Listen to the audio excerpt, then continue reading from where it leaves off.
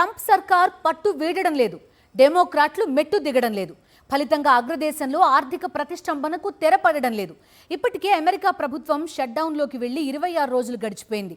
అధ్యక్షుడు ట్రంప్ విదేశీ పర్యటనలో డాన్స్లేస్తుంటే అమెరికన్లు మాత్రం షట్డౌన్ ఎఫెక్ట్తో నానా ఇబ్బందులు పడుతున్నారు. జీతాలు లేక ఉద్యోగులు అల్లాడుతున్నారు. అమెరికాలో ప్రభుత్వ షట్డౌన్ కొనసాగుతోంది. అక్టోబర్ 1న మొదలైన ఈ ప్రతిష్టంభన ఇప్పటికీ వీడలేదు. అత్యవసర సేవలు మినహా ఇతర విభాగాలకు చెందిన ఉద్యోగులు ఇళ్లకే పరిమితమవుతున్నారు. దీంతో సర్వీస్ సెక్టార్ తీవ్ర ఒడిదుడుకులు ఎదుర్కొంటోంది. ముఖ్యంగా విమాన సర్వీసులపై ఈ ఎఫెక్ట్ ఎక్కువగా కనిపిస్తోంది. యుఎస్ వ్యాప్తంగా ఆదివారం 8,000కు పైగా విమాన సర్వీసులకు అంతరాయం కలిగింది. ఎయిర్ ట్రాఫిక్ కంట్రోల్ సిబ్బంది విధులకు హాజరు కాకపోవడంతో వేలాది విమానాలు ఆలస్యంగా నడుస్తున్నాయి. ఏటీసీ సిబ్బంది కొరత కారణంగా లాస్ ఏంజలస్ ఇంటర్నేషనల్ ఎయిర్పోర్ట్లో కార్యకలాపాలకు ఆటంకం కలిగింది. దాదాపు 2 గంటల పాటు ఈ విమానాశ్రయానికి ఫ్లైట్స్ వెళ్లలేదు.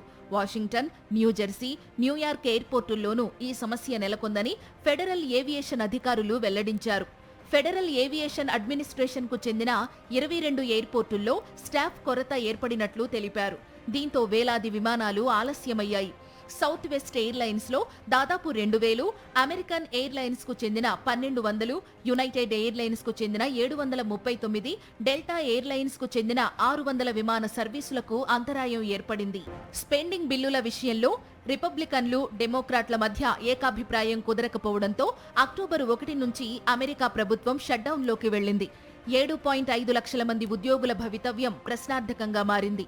ఎమర్జెన్సీ సర్వీసుల్లో ఉన్న ఉద్యోగులు పే చెక్ లేకుండానే విధులకు హాజరవుతున్నారు. దాదాపు 13,000 మంది ఎయిర్ ట్రాఫిక్ కంట్రోలర్లు, 50,000 మంది ట్రాన్స్పోర్ట్ సెక్యూరిటీ అడ్మినిస్ట్రేషన్ అధికారులు కూడా ఎలాంటి వేతనం లేకుండానే విధులు నిర్వర్తించాలనే ఆదేశాలున్నాయి. అయినప్పటికీ కొందరు ఏటీసీ స్టాఫ్ డ్యూటీకి గైర్హాజరవుతున్నారు. దీంతో విమానాల రాకపోకలకు తీవ్ర అంతరాయం కలుగుతోంది.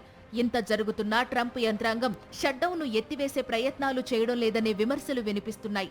ట్రంప్ తొలిసారి అధ్యక్షుడైనప్పుడు సుదీర్ఘంగా 37 రోజుల పాటు ప్రభుత్వం షట్డౌన్ కొనసాగింది.